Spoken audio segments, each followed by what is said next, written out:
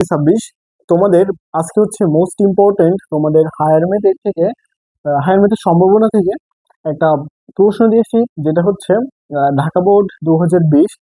So এর solve দেখো। এখন আমার উদ্দীপকে কি বলেছে যে নাবিদের রাজশাহী থেকে ঢাকায় বাসে যাওয়ার সম্ভাবনা হচ্ছে 3/7 এবং ঢাকা থেকে চট্টগ্রামে ট্রেনে যাওয়ার সম্ভাবনা হচ্ছে 5/8। অন্যদিকে নাবিল 30 থেকে 50 সংখ্যার মধ্যে একটি সংখ্যা দৈর্ঘ্য নিল, অর্থাৎ 30 থেকে 50 পর্যন্ত সে স্বাভাবিক সংখ্যা নিয়েছে। এখন ক নম্বরে কি বলেছে দেখো, যে দুইটি মুদ্রা নিক্ষেপের বড় জোর দুইটা টেল আসার সম্ভাবনা নির্ণয় করো। বড় জোর দুইটা টেল আসার সম্ভাবনা, তাহলে তো দেখো তো যে আমি যদি একটা মুদ্রা অর্থাৎ মুদ্রা নিক্ষেপ করি, মুদ্রা নিক্ষেপ করলে বলেছে দুইটি মুদ্রা, তাহলে প্রথমত যদি একটা মুদ্রা আমি নিক্ষেপ করি তাহলে কি হচ্ছে, এর দুইটা পিঠ পাবো, একটা হচ্ছে এইচ আর একটা হচ্ছে টেল।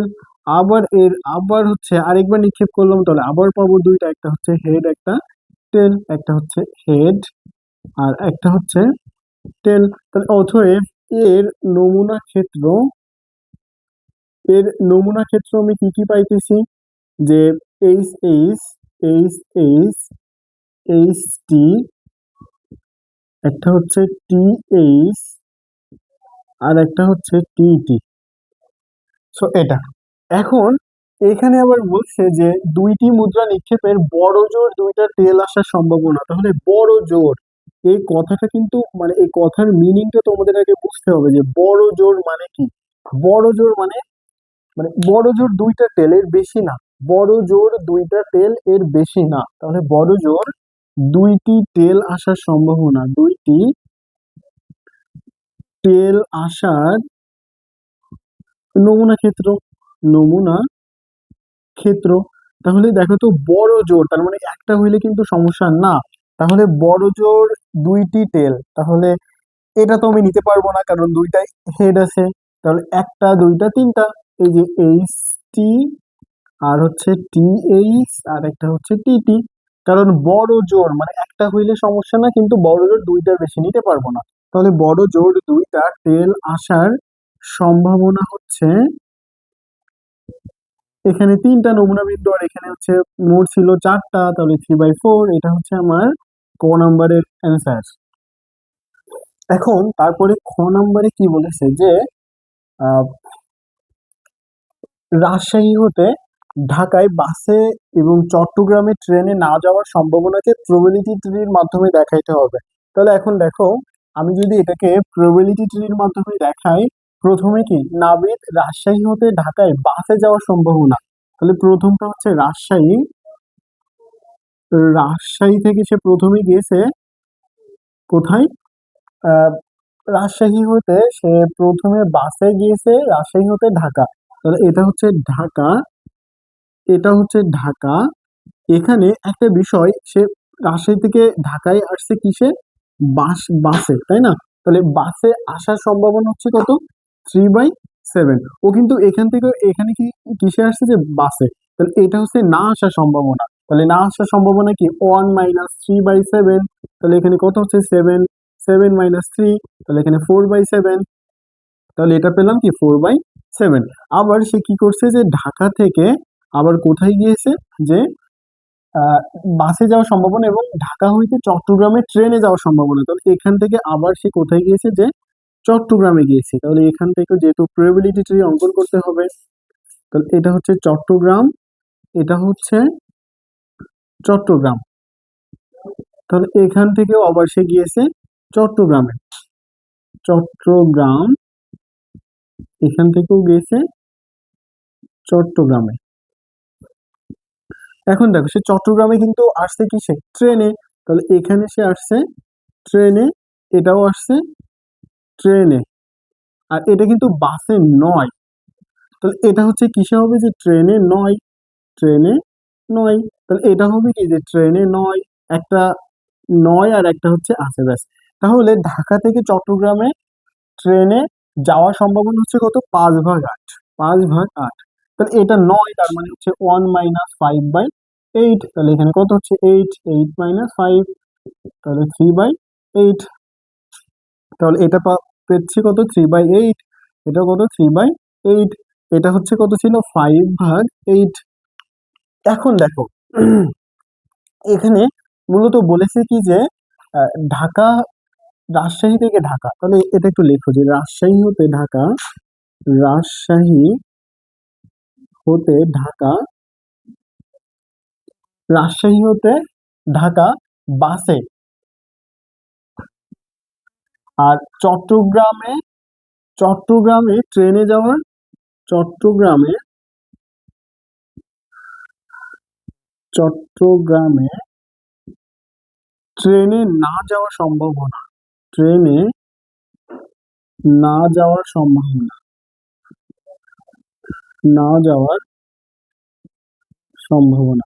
তাহলে দেখো তো যে রাজশাহী হতে ঢাকা, তার মানে কোথায়, রাজশাহী হতে ঢাকায় যাওয়ার সম্ভাবনা, আর ট্রেনে না যাওয়ার সম্ভাবনা, তাহলে এটা হচ্ছে 3/7 গুণ, আবার ঢাকা হতে চট্টগ্রামে হচ্ছে ট্রেনে 9, যেহেতু ট্রেনে না যাওয়ার সম্ভাবনা বলেছে, তার মানে ট্রেনে 9, না মানে 9, তাহলে এটা হচ্ছে 3/8। তাহলে এখানে হচ্ছে 9/56। এটা হচ্ছে আমার খ নম্বরের উত্তর। দেখো তো তোমরা বোর্ড, গ নম্বরে কি বলেছে যে জোড় ও পাসের গুণিতক। তাহলে আমার উদ্দীপকে দেখো যে একটা বলেছিল যে 30 থেকে, এই যে এটা যেখানে বলেছিল যে 30 থেকে 50 সংখ্যা স্বাভাবিক সংখ্যা, তাহলে দেখো তো যে 30 থেকে 50 পর্যন্ত স্বাভাবিক সংখ্যার, পর্যন্ত স্বাভাবিক সংখ্যা হচ্ছে, স্বাভাবিক সংখ্যা, তাহলে কোনগুলা, 30 থেকে 50, 30, 31, 32, 33, 34, 35, 36, 37, 38, 39, 40, 41, 42, 43, 44, 45, আর হচ্ছে 46, 47, 48, 49, 50, ব্যাস এগুলো। তাহলে এখন দেখো তো, অতএব এখানে মোট নমুনা বিন্দু কত হচ্ছে, মোট নমুনা বিন্দু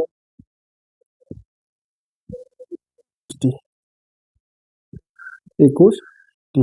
এখন এখানে বলেছে যে জোড়, তাহলে প্রথমত জোড়, তাহলে জোড় হওয়ার, জোড় সংখ্যা, এখানে যেগুলো আমার জোড় সংখ্যা আছে জাস্ট সেগুলো লিখে নিতে হবে। তাহলে জোড় সংখ্যা দেখো তো কি কি আছে, যে 30, 32, 34, 36, 38, 40, 42, 44, 46, 48, আর হচ্ছে 50। সো তাহলে জোড় সংখ্যার নমুনা বিন্দু, জোড় সংখ্যার, জোড় সংখ্যার নমুনা বিন্দু কয়টা হচ্ছে দেখো তো, 1, 2, 3, 4, 5, 6, 7, 8, 9, 10, 11টি, 11টি। 5 এর গুণিতক, তাহলে দেখো তো 5 এর গুণিতক এখানে কোনগুলো আছে, 5 এর গুণিতক কয়টা কয়টা আছে দেখো তো, 30, 35, আর হচ্ছে 40, 45, আর একটা হচ্ছে 50। তাহলে এটা হচ্ছে 5 এর গুণিতক। তাহলে আমার এখানে বলেছে জোড় ও 5 এর গুণিতক হওয়ার সম্ভাবনা। তাহলে দেখো তো, অতএব জোড় ও 5 এর গুণিতক হওয়ার নমুনা ক্ষেত্র, এই নমুনা ক্ষেত্রটি এখানে পাচ্ছি হচ্ছে 30, 32, 34, তারপরে হচ্ছে 34, 35, যেহেতু যেটা আছে সেটা নিব না, জাস্ট যেটা নাই দুইটার ভিতরে দেখো 30, 30 আছে, একটা নিয়েছি, এখানে 32 আছে, এখানে 32 নাই, নিয়েছি ওখানে 34, 34 নিয়েছি, এখানে 35, এখানে নাই, 35 নিব, 35। তারপরে দেখো এখানে 36, এখানে 36 নিয়েছি, তারপরে হচ্ছে 38,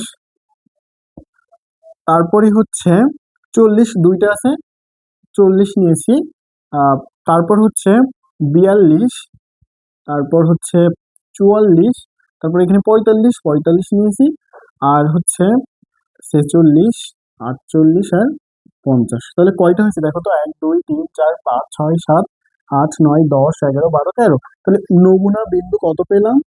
নমুনা বিন্দু সমান হচ্ছে 13টি। তাহলে এখানে জোড় ও পাশের গুণিতক হওয়ার সম্ভাবনা বের করে নিব। তাহলে এখানে লিখবো অতএব জোড় ও পাশ এর গুণিতক হওয়ার সম্ভাবনা, গুণিতক হওয়ার সম্ভাবনা হচ্ছে,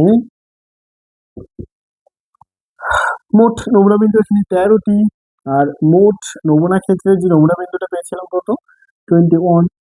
এটা পেলাম হচ্ছে জোড় ও পাশের গুণিতক হওয়ার সম্ভাবনা। এখন আবার বলেছিল কি যে মৌলিক হওয়ার সম্ভাবনা পার্থক্য, তার মানে আমার এখানে মৌলিক সংখ্যা কোনগুলো আছে একটু খেয়াল করো তো, যে মৌলিক সংখ্যা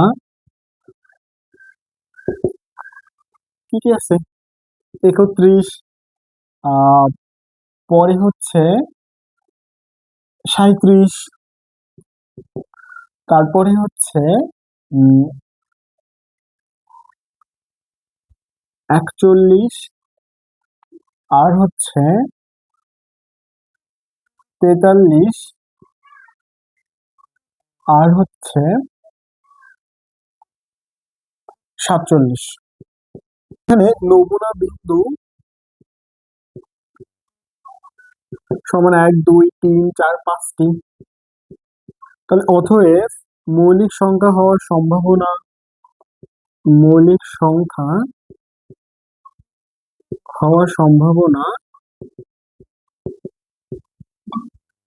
সম্ভাবনা সমান এখানে হচ্ছে 5 ভাগ মোট ছিল কতটি, 21টি। এটা পেয়েছি।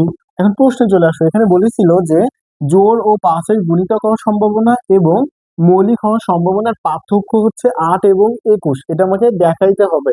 তাহলে এই দুইটার পার্থক্য, তার মানে অতএব একটু লিখবা যে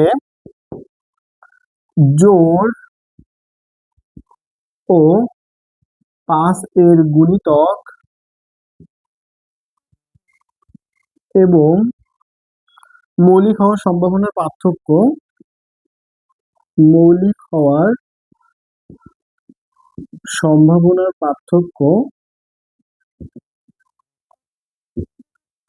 সমান এখানে পেয়েছি 13 ভাগ 21 মাইনাস হচ্ছে 5/21, 5/21 লসাগু করা হয়, নিচে হচ্ছে 21 আর উপরে এই দুইটা বিয়োগ করলে হয় 8। এটা হচ্ছে আমার উত্তর। এটা বলেছিল যে আমাকে দেখাও, তো এই পর্যন্ত হচ্ছে দেখিয়েছি। এখন এরপরেও যদি সমস্যা থাকে অবশ্যই জানিও।